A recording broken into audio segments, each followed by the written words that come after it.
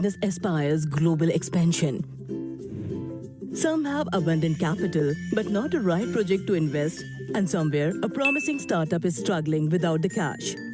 Just like a seed needs sufficient water and light to nurture, a great idea needs professional guidance, capital, and training to grow. We at businessx.com provide a unique platform for businesses and startups to connect with individual investors, corporate investment firms, lenders, venture capital firms, private equity firms, mentors, incubators, brokers. We help you to make a connections and clinch the deal of your dream. Think of us as a business network which nurtures partnership. businessx.com.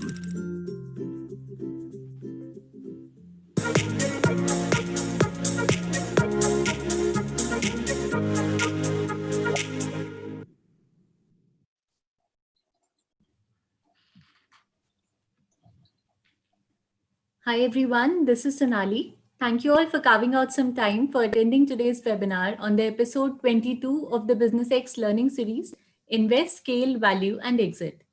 To all the attendees out there, please type in any questions you might have in the Q&A section and we'll try to answer as many as possible at the end of the session. I would now like to welcome our speaker, Mr. Gaurav Maurya, Chairman and Founder of the Franchiseindia Group. A very warm welcome to you, sir. Thank you, Sonali, and thank you for hosting another edition with the Business X. This is an edition we started to talk about 4 things: how to invest, how to value, how to scale, and how to exit your business. This is 4 aspects which keep coming at different stages in your life journey. Today, I'm going to talk about a very basic topic. We started having these feedbacks coming from a lot of young investors, people who are now looking to really go out and make a pitch. And this is a good timing. Why? Because why this whole COVID, I think, should be passed by next 2 to 3 months, at least with the vaccine out. And I think there would be a little bit of comfort for people to really start becoming forthcoming in terms of going out and making, reaching out to people. So this would be also a good time for a lot of startups to now really actively seek investments. And I think India would be in a good situation to attract a lot of capital. A lot of Indian startups would get capital. And don't limit yourself by mindset that you are only going to be going to investors around you. You can reach to any investor anywhere in the world. But you need to have a very strong, compelling business idea, and you will do that. So I'm today going to be maybe next 20-25 minutes going to talk about how do you really make a pitch? How do you go and represent yourself? What are the rules for that representation? What are messaging you really want to go? Because fundamentally is that people don't invest on anything they hear, right? Which means that if they have 1,000 pitch coming to them, they might end up investing into 50 of them, maybe less than that. So that's how the ratio would work. So how do you really is one person who's out of that 1,000 which get recognized? And please try to understand that whenever people have made this pitch, you get a very small window, very, very small window for people to buy into you first, buy into your business plan, and buy into that this would make money for me. Actually, if you really start, every investor sits with the first fundamental that is going to make money for me. That's the fundamental. But before even he goes to that fundamental and say, this is why I want to invest, only reason the investor would look at investing is because he wants to make money on this. But he needs to first buy into these 2 things independently, which is you and the business model. And I feel that people a lot of time focus on business model, what they're going to present, their product, how they're going to get in the market. And they don't present on too much focus on themselves. And I feel that that has more meaning to me because in order, they would first have to buy into you and then into business and then really to go on and say, oh yeah, it makes sense that it can make money. So you need to be very, very particular. So I will give you about 13 different points, which are very important when you're thinking about pitch. It's a very important aspect, even if you're not pitching, because in Franchiseindia ecosystem and business ecosystem, we also get a lot of people who are now looking to invest into, existing businesses. They are going and making deals with franchise businesses. They are going making deals with licensed businesses and so on and so forth. So wherever you're going, even representing yourself and really want to do that. And I can tell you, my first business, which I really got was a 4-star hotel, and I was very young, and they had a big nightclub, and which they wanted to really give it to somebody, and they put a lot of investments. And I was, I think, in my 24 or 20, and this club, they would have invested at that time maybe $1 million in way back in Chandigarh, and it was a 4-star hotel which had this club.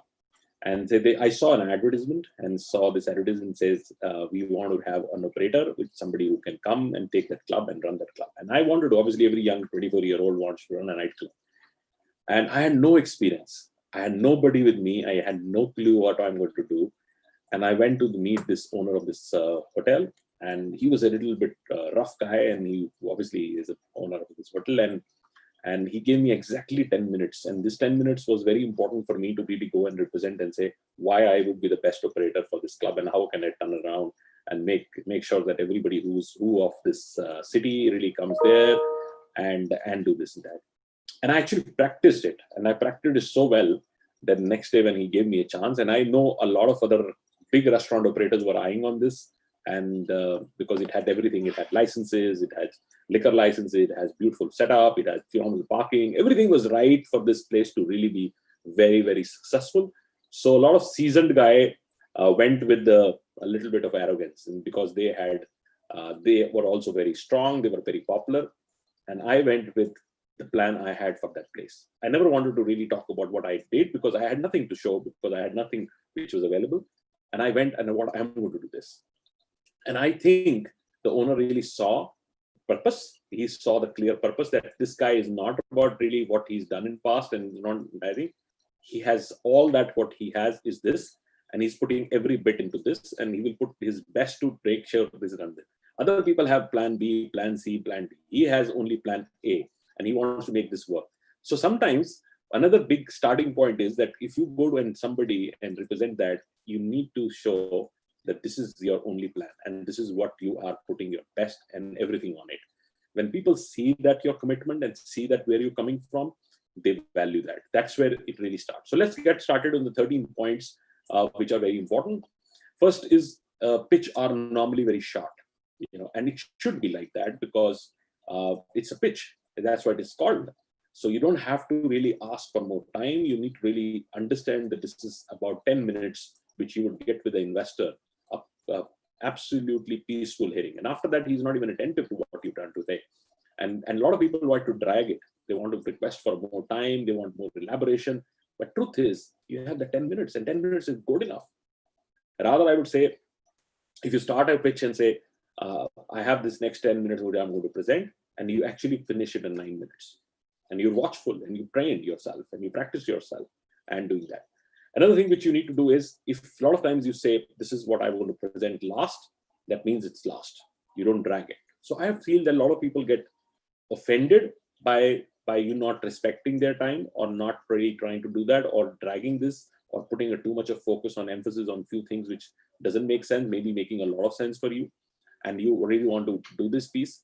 I would suggest strongly that don't even bother, and don't make your assumptions. Sometimes we try to put overdose of this because we feel that somebody is not giving you the kind of attention you felt. Stay there, stay calm with your own piece, and do whatever best can be done, and put your best in that 10 minutes, and try to early wrap up. The second is turn your pitch into a story. I feel that people love stories. They don't like somebody to coming and telling very dry presentation. If your slides don't bind as a story with each other, and they flow, and you start with giving a larger reason why you're there, what is the purpose of this, what you want to create, and what is the problem it is going to solve, and then how you're going to solve the problem, and finally how this would create value and bring it. So this all should be queued up. Why you thought about this, why it came to you, not to anybody else, what was the reason, and why you strongly believe in this. Second, how you are planned to solve the problem, which means that what is your go-to-market capabilities, and how you want to really do that, and what it can shift, and who would be a potential tomorrow buyer which would come through. Eventually, investor only wants to see this. He doesn't want to see the first two, right? But it should flow. It should look like that I'm passing through a very, very structured road, and I can see end of the tunnel. very clearly you can see them. I know a lot of people take them through, but they don't take to actually finally show them where it is headed to. And there's a little bit of a confusion. It's not very clear. And especially the biggest point I've realized is that a lot of times it's a flow is right, but you don't show go-to-market, and go-to-market is missing, and that doesn't come into the story. So you need to be a great storyteller, how you want to really tell your story and be. I think third point is be very, very laser focused. Don't go all over. Don't spend time on things which makes no sense to anybody. Things which you would have done or things which you would have thought and things of that nature, which is not currently part of the business anymore. Anything which is not relevant is out of the discussion. You have to be extremely focused and stay tight on the discussion itself. Explain what is your product and or service which you are offering, and how this product or service would be really what is the proprietary level of that product or a service, how strong you are on the development side of that product or service which you're trying to do that, and what strongly the proposition this product would create in the market or the problem it will solve. That's very, very clearly should come out. And how definite you are in that product. I mean, I can remember that sometimes we have seen some phenomenal funding. Like look at the case of housing, and housing is a great example of a lot of good investors backing that company because the product was strong, execution was extremely poor, very, very poor execution, and the company went into drain, and there was a lot of erosion of capital which happened. But the product was so compelling that was very, very compelling. So a lot of people really chase good products. They really chase good product and service. That something has to come in. And also you need to really be very sure about what is the uniqueness of the product and how you want to really do that. People do a lot of comparatives when they think through and whenever you present, and why you would be so unique versus anybody in the world. And these days, there is a very little window left, and a margin left. Even if you have something which is now having parallelly been done in some part of the market, it's not far that it will reach here. So innovation is not giving you too much a window now.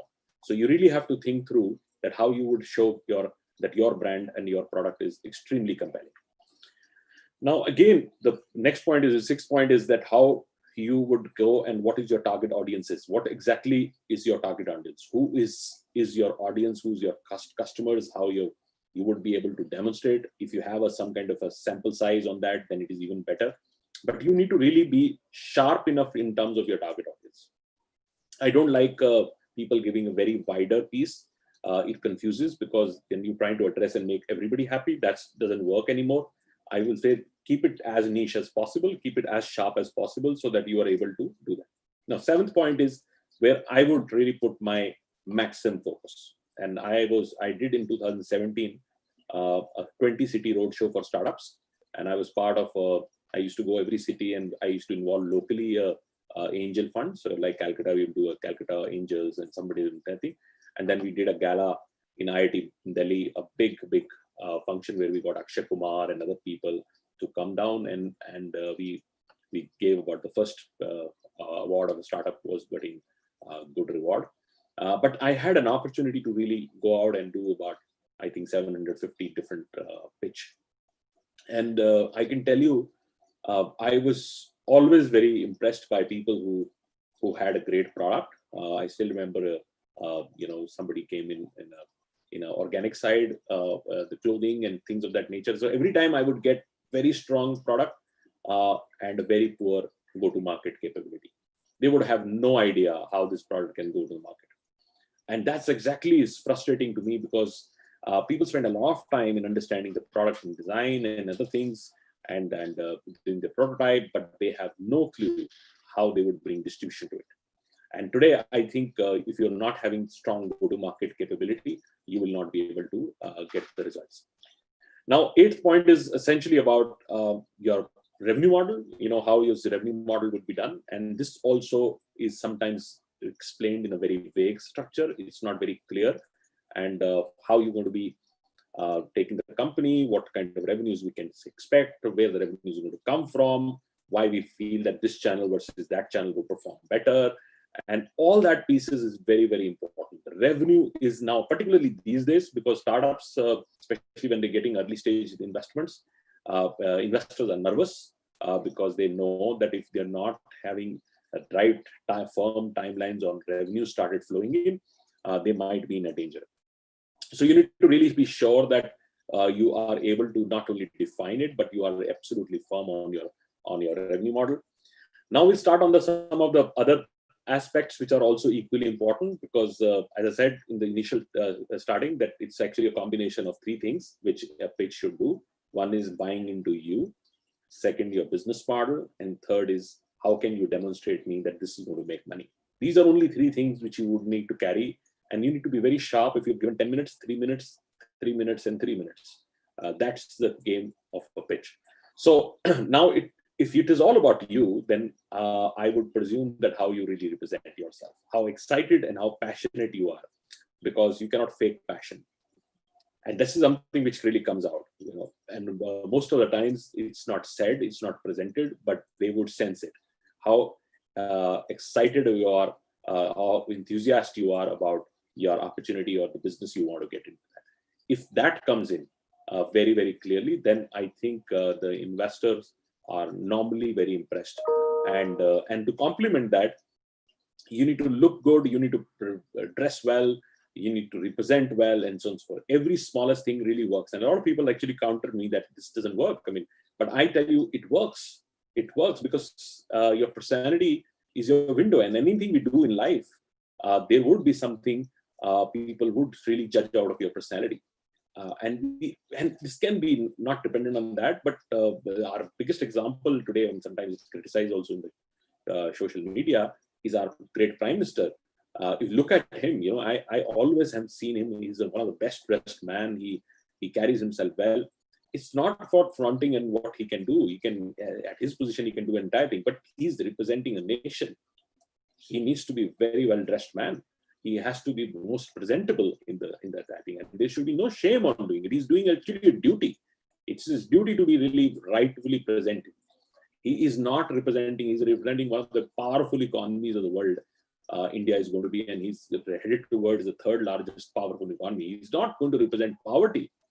That's how a lot of people don't understand that. So he's doing the right thing. So you need to really represent what you're representing. You don't have to be somebody who shies away from doing it. So if it means to buy a new suit or a nice jacket or something of that nature, you need to do that. And you need to really do that. And this sometimes we really see in the culture, where sometimes kids, young people really come and they sound like they're just out of college, and they're working on something. And I think it worries me, because I sometimes feel that if he's not looking after himself well, how he would look after the company. And this was actually one of the companies pitch Anil Ambani long time back said. Anil Ambani was really heavy and very, very heavy guy. And he went to one of the lead investors globally, and lightly the investor said to Anil Ambani and said, look, you're not keeping yourself well, and you're not fit enough, and I hope that you're keeping the company fit. And that's where his marathon really started. And that's where his thinking started, that if I don't keep myself fit and represented well, then how would I want to keep the company right? And this used to be a very important evaluation process in Yum restaurants. And Yum restaurants run KFC, Pizza Hut, Taco Bell, and things like that. In US, they used to really visit by any excuse. They would visit the potential franchisee, and they would go to his home and see how he's keeping his home, because it was very important for them to really see that if somebody is not even keeping his home right, how would he keep our restaurants right? And this used to be a certain thing.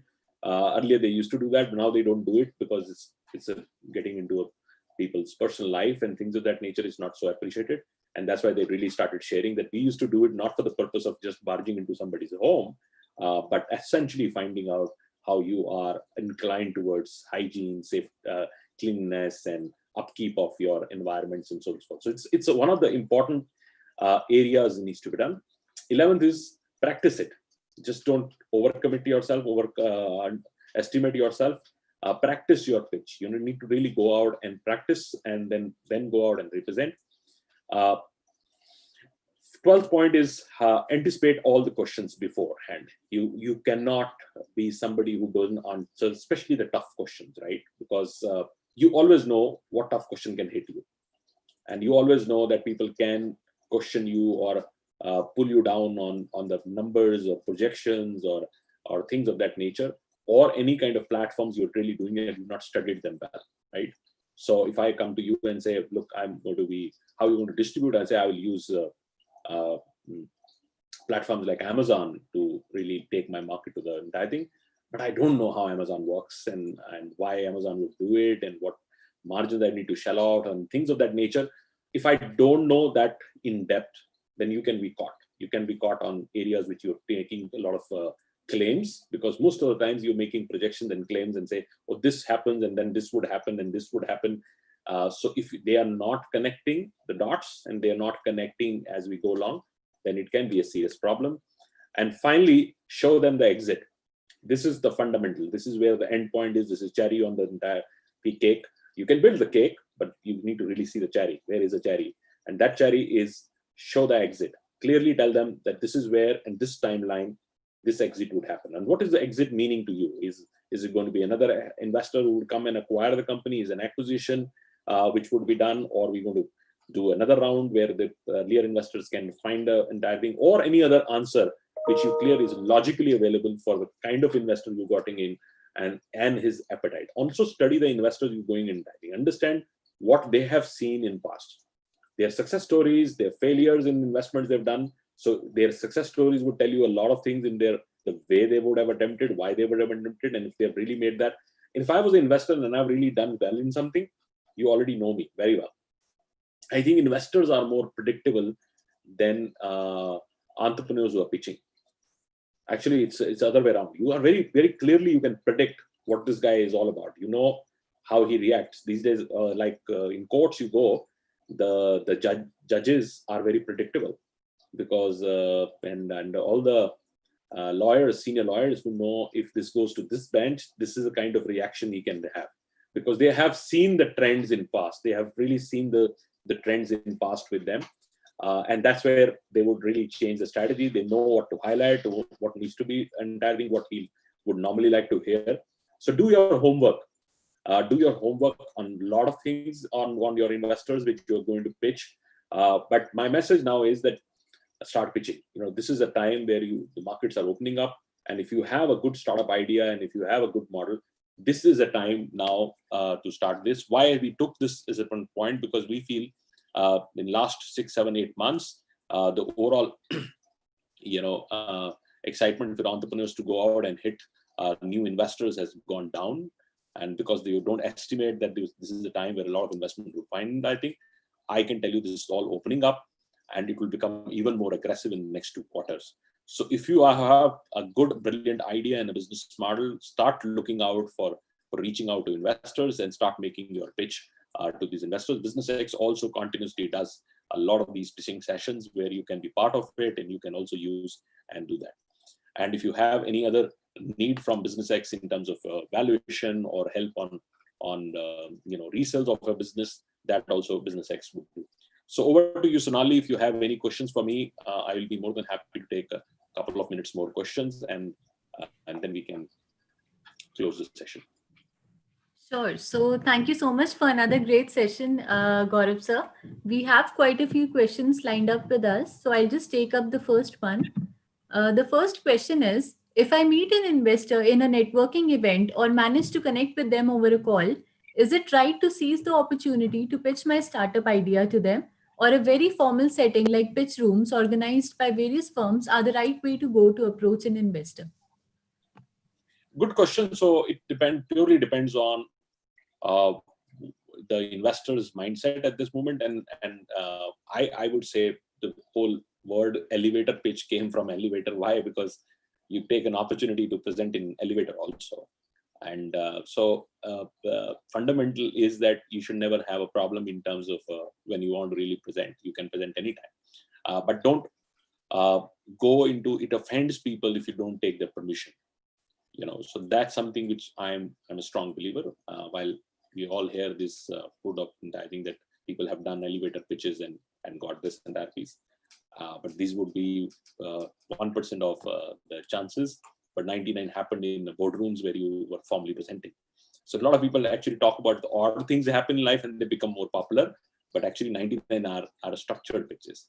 And that's what I would have seen, right? So I would say always take time. Sometimes people are looking on that subject and they're always looking at it. And when you throw your elevator pitch and say, oh, this is what I do, and I know about you, don't go like strangers. I was in one of the big event. Actually, my wife was speaking, and she took me along. It's the biggest investment event happens called Web Summit, and I was not speaking, and I was just visiting with her, and I saw a lot of young people coming and just giving me cards and giving me this pieces, and I just was collecting, and I felt that why are they just wasting on me, because I'm not even here for the investor capacity. But that's something which people do. You don't know me, and you're just trying to do this piece. That doesn't work. I feel that you need to do a little bit of intelligence, and these days it's much easier. You know whom to go, who invest in where, why they would invest, what are the past investment, then go and pitch, and very short, take his approval. And I see a lot of people, when it comes to our forums, when they would get a good idea, I would see them sitting in the corner with understanding with this idea and want to do that. And if they're interested, they would call you again. Right. The next question we have is, how do social impact startups get funded? That is, startups which are not specifically highly profitable but exist for a good cause and reason. Is fundraising a good idea for such startups? Yeah, yes, there is a lot of social startups which are there because they are earmarked investments for that. And if there is a cause is good, there is a big startup available. If you really ask me, globally, the biggest money is spent for good causes, and even in 2021 you will see where the money would be budgeted from most successful economies of the world. It would be climate, it would be recycling, it will be energy saving. So a lot of these are monies which are long term for human kindness. So it's fundamental is money follows it, but you need to be very careful where you want to really go and pitch that idea. And investors also have a larger cause, and they are very clearly mandated to do that. Some investors have a different cause, and different investors have different cause. Right. The next question is, do investors believe unbelievably high financial projections, or do they like startups to be realistic? Realistic, absolutely. And it's not that they believe or not believe or that. You need to live with what you present. And mistake people do is money raising is a very small part of the cycle. If you present unrealistic, it's foolishness people do. They present unrealistic and they still get money. And that money is actually benchmarked on what you presented.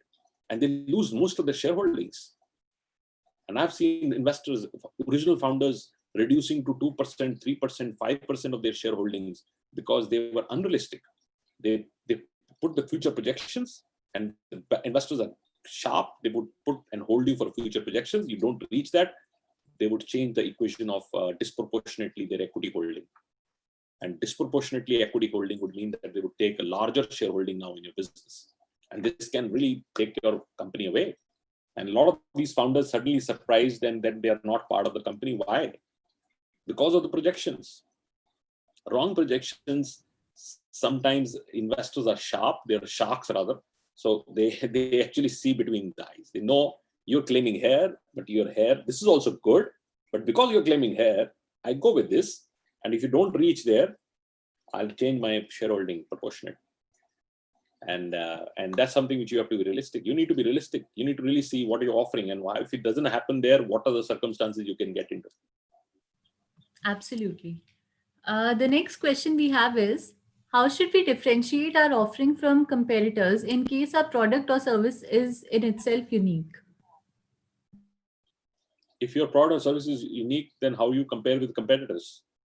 Yeah, so fundamentally, answer is that, so your competitor, like for example, if I was Ola and pitching, what would be my competitor? My competitor was auto companies who were selling cars and people were buying cars and using that. Or my competitor was regular taxi service. Both were actually my competition because I was in a mobility space. I was helping people to go from one destination to another destination. That's what my space. So sometimes they're a direct competition, sometimes they're indirect competition, right? And what they want to address is, on one side, they want people to not buy cars and use public community and much more entire thing. And second side, they want to really discourage entire thing. So actually, if you really ask me, Ola made a pitch more for that. My competition is people not buying cars anymore. They should use me. I'm more economical and much more safer and much more in comfort. And somebody would drive me out and I would have maybe save more money. So that was the big pitch. And that's why the business became very, very big. Otherwise, they would have been another taxi company or any other mobility company, which was other companies were there. So because they chose a bigger competition and showed that this is where we want to really make a big dent. So you need to really see if your product is unique and the difference of how people consume whatever they're consuming are going to shift to you. And if you're able to demonstrate that shift, then it is an interesting pitch. Right. Another question we have is private investment network more useful than IITs or NITs investing in startups? Both are useful depending on where it needs to be done. So if the question is that you need to also bring in the credibility of the investor investing into the entire thing, yes, absolutely. People follow who has invested. Sometimes your business, especially in the early days, has not so much a foundation, and your bouquet of investors would really demonstrate. I also know that some of the investors, because they've done a good PR, they are abusing this situation. So they go and take equities for just being sitting there and take a very low investment cycle, and then the entrepreneur would go and shout everywhere and say, "Oh, one of the co-founders of this company is my investor, and because of him, he will be able to attract other investors." This is okay because they sometimes work like a gate openers, but a good, genuine investor should not really do it just by you have that your profile. You should really go for and help these entrepreneurs to really require and help them to mentor to the entire thing. If he's bringing mentorship, I can still understand, but just bringing a marquee investor on board, it doesn't really, to me, it's making a lot of sense, because a lot of bad investments have happened in the last 2-3 years, particularly with the companies were invested by these marquee investors. Right. Another question we have is, how big should a team be to pitch to an investor for the initial funding round, according to you? Sorry, I just missed your point. How big should a team be to pitch to an investor for the initial funding round? Team should be core team. I think if you can just be core team and the core founder, and I think you need to take your own heavy lifting, and founders are the main important. You cannot hide behind the team. You need to be in the front and you need to take the responsibility. And there are critical areas like technology or other things. You need to have some co-founders along with you who are also committed and being a part of the system for a very long period. Right. And I'll just probably take up the last question for the session. It's a rather long one.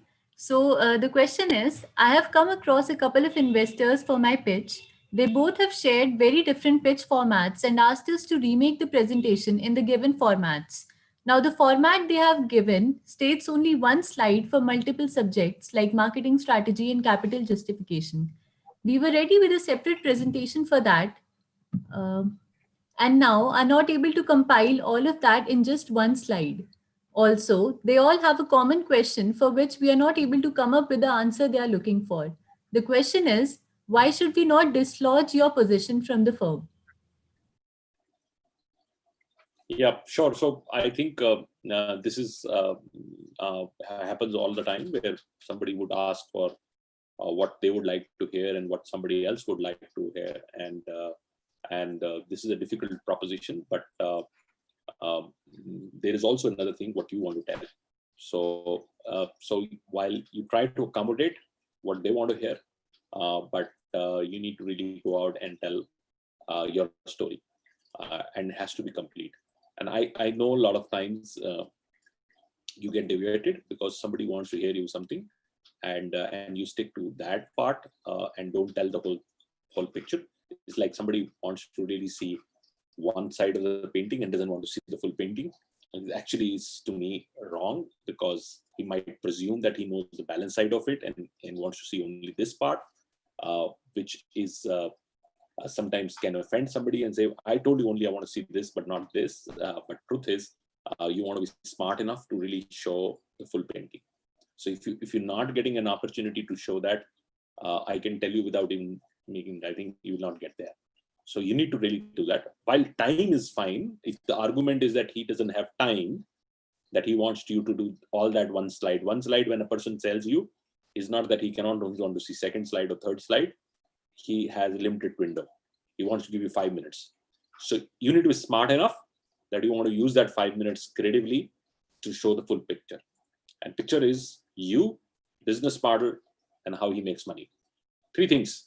If you're not giving these 3 things very clearly, you, who are you, and why you are so important to this business at this moment at least, and how you would get out of that, and your position would be redundant as going forward. This is how you build the enterprise. That's separate content, but at this stage you are critical, and your business model and how he's going to make money.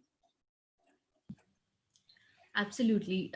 So lastly, sir, we have a few questions from people who are asking us about the process of BusinessX helping such startups in creating their pitch decks or in helping them reach out to investors. So anything you would like to add on to that? BusinessX is a platform designed for early stage businesses, ideation stage businesses, young entrepreneurs who are now looking to reach out to potential investors, from helping them to create pitch decks, to create their IMs, information memorandums, to create a valuation, to negotiate with the investors. All that pieces are done by BusinessX. It's the largest platform for early stage businesses. BusinessX is also a platform which encourages, it helps you to resell your businesses. Say you have a successful business and you want to now resell that business, that also BusinessX does. So it's a platform, and if you have any particular queries or anything which you need to do, I'll also put my email ID, and you all can reach me, and obviously Sonali, because she is the lead for BusinessX, and she will be also helping you to do that. So I am at gm@gauravmaria.com. Thank you so much, Gaurav sir, for another wonderful session and very patiently answering all our questions like always. It was absolutely wonderful having you here. Anything you would like to say in the end? Only thing which I would say is that we have passed through the most difficult time in our generation. I think at least I would say in last about 47, 48 years since I am in, I think I have not seen a situation like this. This is past, but good times are around the corner.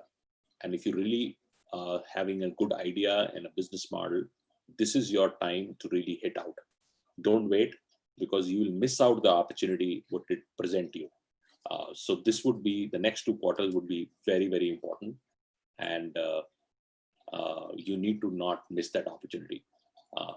So align yourself, compose yourself, and go out. And there's a lot of investors out there who are looking to invest on your good idea. Absolutely. Thank you so much once again. And thank you to all our attendees. We really hope we were able to add some value to your lives through this session.